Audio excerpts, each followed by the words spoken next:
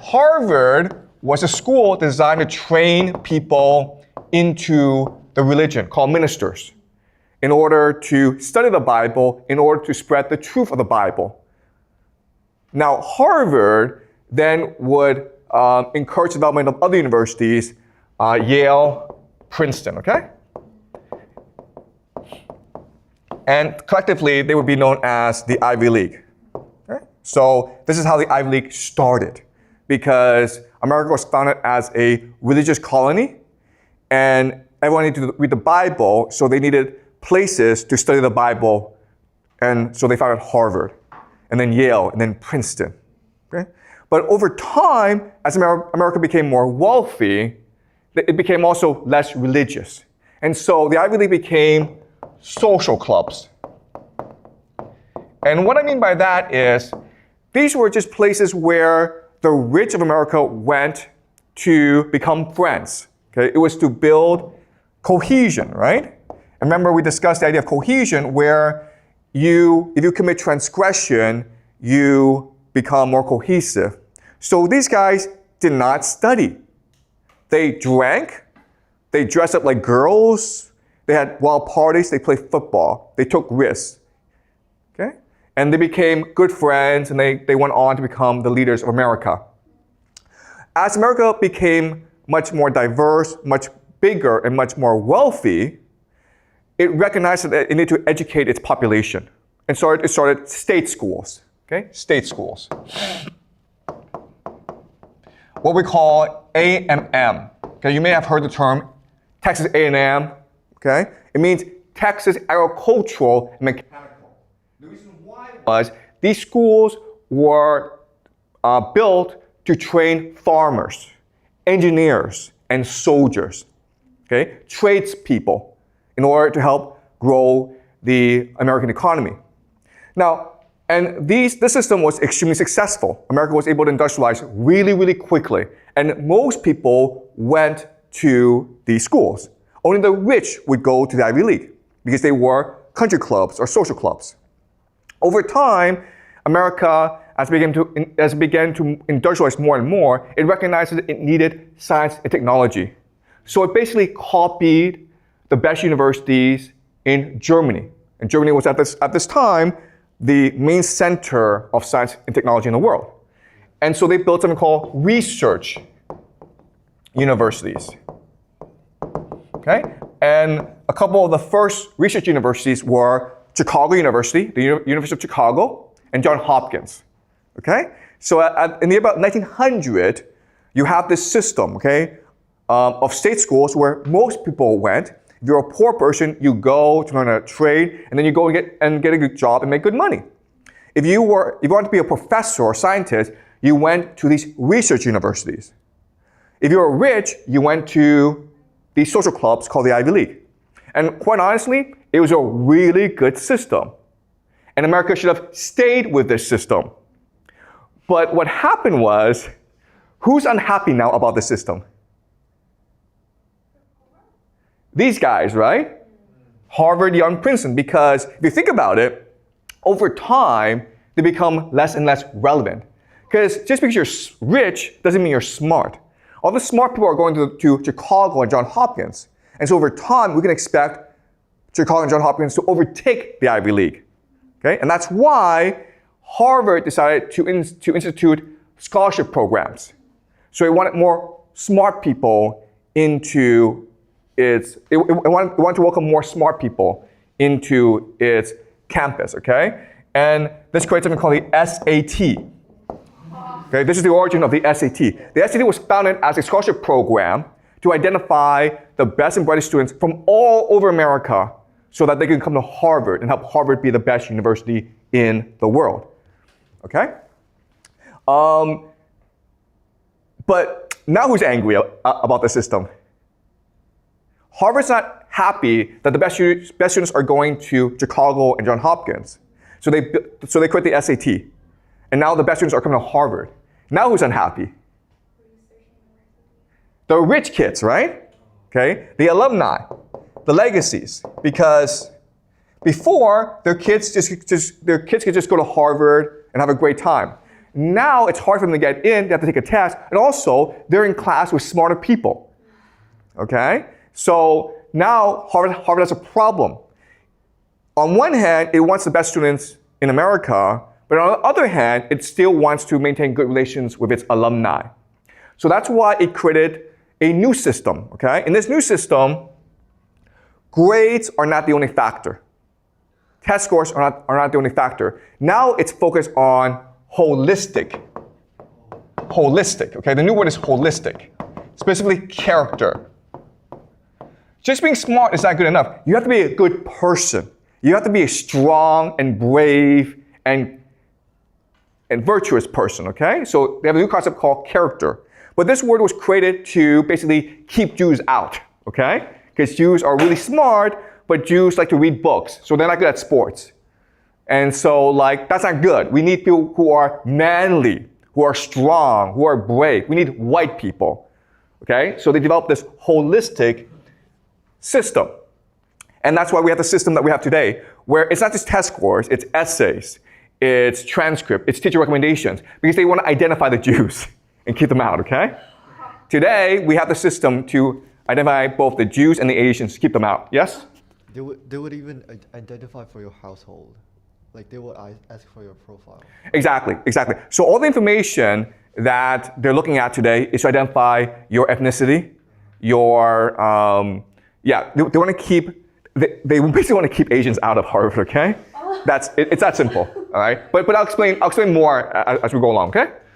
All right? So the purpose of all these changes is to ensure that Harvard remains the institution of power in America. Does it make sense? Harvard's not interested in academics, it's interested in power. Therefore, it must ensure that the people who come to Harvard are the ones who are most likely to succeed. And that's why it doesn't want all Asians. It wants a mix of students, okay? But I'll explain this later on.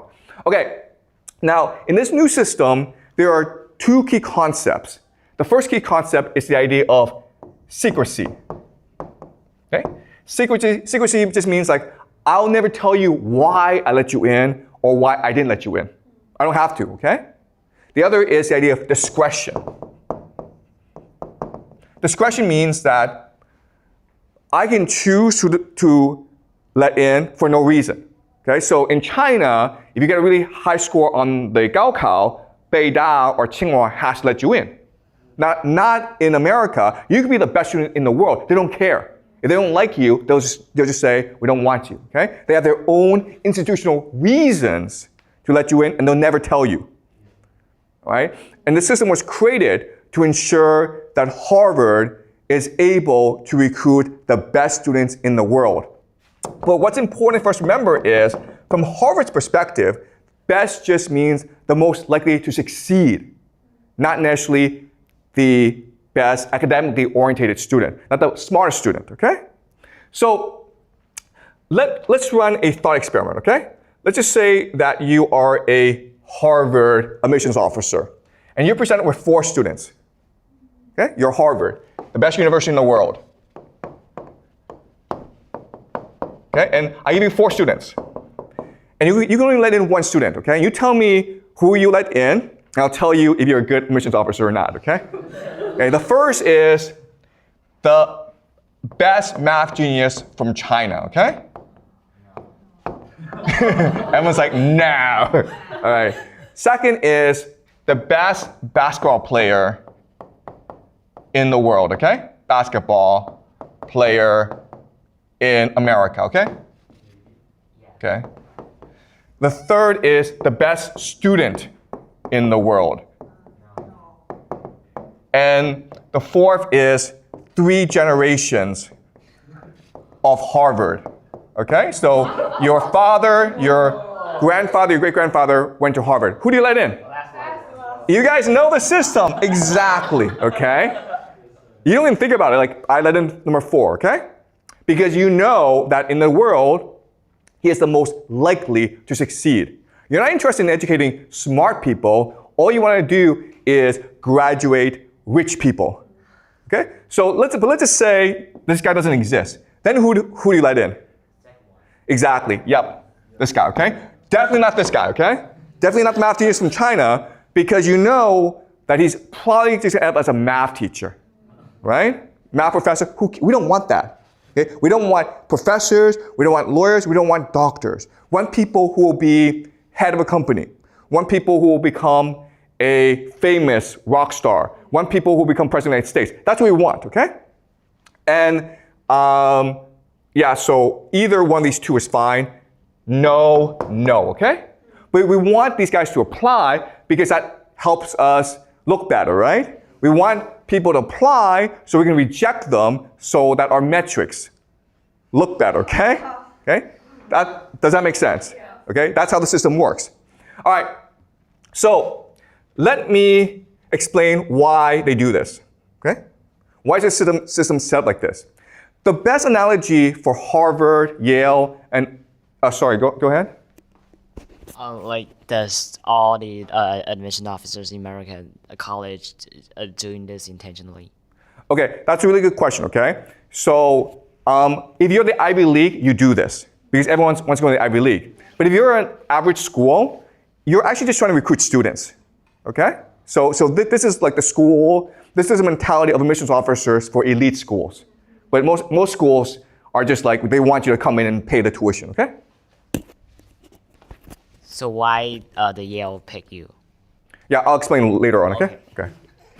All right, so Harvard is first and foremost a venture capital firm, okay? Okay, you're an investment firm.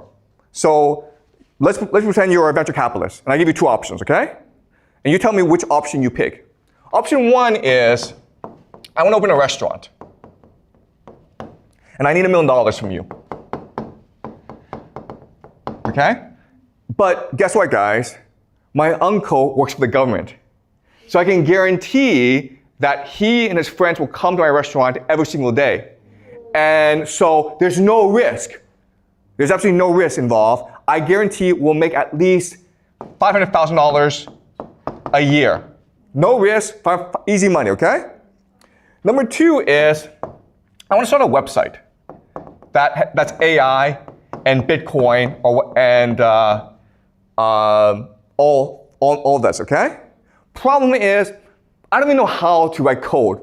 I have no experience doing a website, and my idea isn't really fleshed out. But if it works, we can make $1 billion, guys, okay?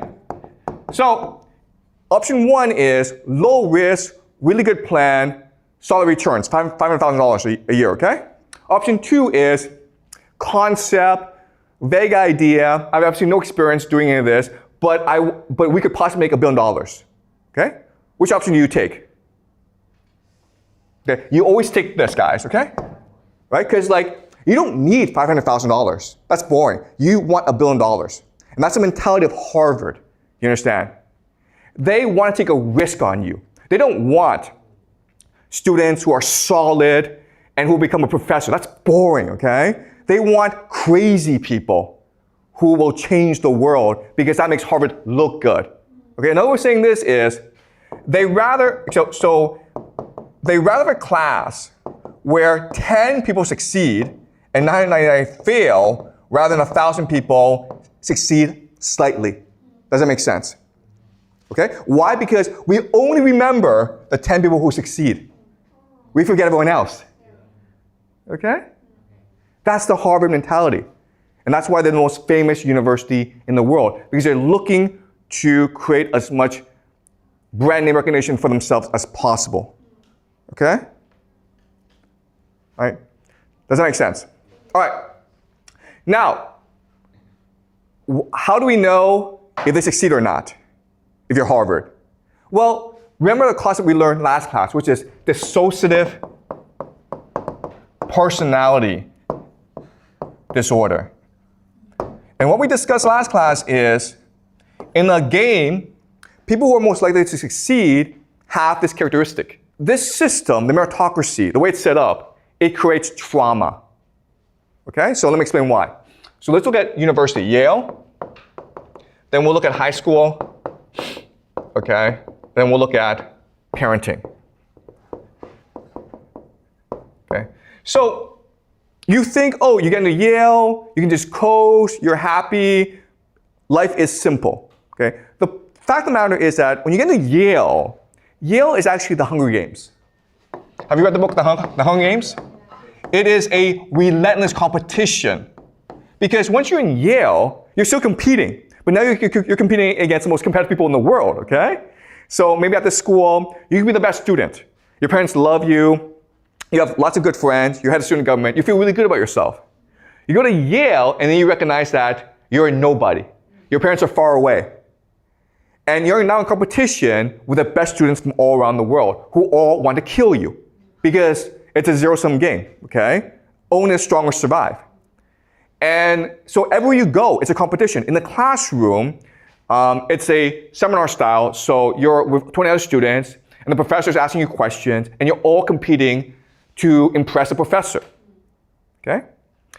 Outside the classroom, you're competing to get into clubs and something called secret societies, okay? But you're also competing for graduate school, for law school, for medical school, for scholarships like the Rhodes Scholarship, okay? So Yale, it sounds nice, but once you get in there, from the first day, it's an endless pursuit of achievement. It's just competition after competition after competition. Wherever you go, you're being judged by someone, okay? You're being judged by the professor or your classmates, and everyone's looking to like basically kill each other because it's a winner-take-all system, okay? So this is very traumatic, and it makes you so insecure that you go through life thinking like life is just like that. Everyone's an enemy. I have to achieve and achieve in order to feel good about myself. I cannot stop working hard, otherwise I will be killed by other people, okay? So people who graduate from Yale have a deep sense of insecurity, even those who come from the wealthiest families, okay? They're always looking to achieve. And that's what Yale wants, that's what Harvard wants, because these are the people who will be most successful in life, okay? They're not happy with $1 million, they want $1 billion. Once they have $1 billion, they want $10 billion, okay? It never stops, okay? So to get into Yale, you have to go through high school. And high school has to train you for Yale. So it's also a competition, also a Hunger Games, okay? And to train you for high school, your parents have to develop a different parenting system, okay? So I'll give you two examples of parenting, okay? In the first system, which is the healthy system, you say to your child, I love you unconditionally. No matter what you do, I will support you. I will always be here for you. And if you say that to your child every day, your child will be happy, fulfilled, and secure in life. But the person will probably end up as a teacher, okay? Now, you can also say to your child, I don't have time for you, but if you win the swimming competition, or you place first on your math test, or if the teacher say really nice things about you, then I'll take you for ice cream, okay? And so it's a system that neglects the child while at the same time demands the child, okay? And this is trauma. And again, most kids will be traumatized by the system. But there are some kids who will thrive in the system, and the trauma will encourage them or drive them to achieve and achieve and achieve so that they get into Yale, so they can compete in the Hunger Games, so they can go on in life and compete some more, okay? And that's how the system is set up. And this is what we call the meritocracy. And as I'll explain to you later on, it is destroying America and the world, all right? So that's how the system is set up. And guess what, guys? Is it different in China? Not really, okay? All right? So the concept of the meritocracy has conquered the world. It started in America. It actually started at Harvard, but now it's conquered the entire world, and that's why the world is so messed up. So as you say, Yale gives you so many negative emotions, so will you still go to there if you got a second chance? Okay, so that's a really good question. Would I go there if I had a second chance? And the answer is probably, okay? And the reason why is the system is set up that you don't really have a choice, right? If you want to move ahead in the world and you're poor, what are your options, right? So before in America, there were opportunities for poor people to succeed. So for example, George Washington, the first president of the United States, he never went to college. Abraham Lincoln didn't go to the Ivy League. And these are considered the two greatest presidents in American history. Unfortunately, today, if you look at the presidents, if you look at the top people, they all went to the elite schools. Okay, so the system is set up so that if you want to succeed, you have to go through the Ivy League. But I do not plan to send my kids to the Ivy League. Okay, the last thing I would do is have them in such a competitive, traumatic environment as the Ivy League. Okay, does that make sense? The success of the Harvard alumni is just incredible. The most billionaires in America, Harvard graduates more billionaires than any other place, okay? 127 billionaires in 2024. Second is Stanford, all right? No one else comes close. But not only that, but it's also anyone with over $100 million. Most of them graduate from Harvard, okay? 7% of all people in America who have over $100 million in net worth graduate from Harvard, okay? Then you have MIT, Stanford, Pennsylvania, Columbia, Yale, Cornell, Princeton. Guess what, guys? Ivy League plus MIT. Okay? Okay, $30 million. Still Harvard is number one, okay? All right? So their graduates are the most successful in America. Okay? But it's not just rich people. It's everyone in the American elite. Okay? Most of them are graduates of the elite universities. Okay, so this is an article in Nature, and they looked at all the elite in America. And what they discovered is most of them went to certain schools, the elite universities, and this is what's causing a lot of political conflict in America today. In 2002, the police went into his house and killed his father. He was there, and he saw the police killed his father. He was traumatized for life. His father was a domestic abuser. The father was violent, crazy, hit him all the time. Okay? So he has dissociative personality disorder. And in fact, if you look at most of these really successful people, they do have dissociative personality disorder. And that's why he was able to do all this, because he turned the trauma into an energy to drive him to greater and greater achievement. The problem, though, is he has no ideas of his own. He's just a puppet, guys, okay? So let's conclude and summarize why the meritocracy is so great. It creates this extreme inequality in America, okay? So it destroyed the school system because all people care about are their grades now, right? People don't even care about learning anymore. All they want are the grades. In fact, if you get a bad grade, you'll probably complain to the teacher. In which case, the teacher's now afraid to teach you, because if the teacher tries to challenge you and make you a better student, you'll just complain. Okay? And if you don't succeed, your parents will come and complain. Okay? Traumatized children. Okay? Okay? If you look at the rate of mental illness in China and America, it's just insane. Death of the American dream and social mobility. You're not going to be richer than your parents. You're just not. Concentration of wealth, power, and status in the 1%. The richest get richer. Political divide between left and right. Okay, so you have all these political divisions right now in America. Corruption. So Wall Street just steals and steals and steals, and no one can do anything about it. Destruction of American identity. Globalization, immigration, woke ideology. Okay. Incompetent and mismanagement. You look at COVID. You look at the fact that America now has $37 trillion in debt. An elite that is soulless, mediocre, and unimaginative. Okay, Barack Obama, J.D. Vance, this guy, Johnny Kim. Okay, they're just robots. Oh, and Donald Trump. Okay, so thank you, American meritocracy, for destroying the world. The real solution is to destroy the Ivy League. Okay, and there are different ways you can destroy the Ivy League. The best way is to make them public. Okay, for the government to come in and control them. Because a lot of the issue stems from the fact that these are institutions that only care about their own power. Okay? So if the government were in charge, they wouldn't be so powerful and secretive. Okay? So that's the best solution. It's not going to happen. Because Harvard, as you can see, it's too powerful, as well as Yale. So as an individual, your best option is to recognize how evil the system is and choose to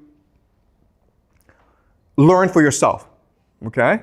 Because when you go to Yale or Harvard or Princeton, you think you're learning, but you're not. You're being indoctrinated and being brainwashed and being traumatized to be turned into basically a robot that's only focused on success.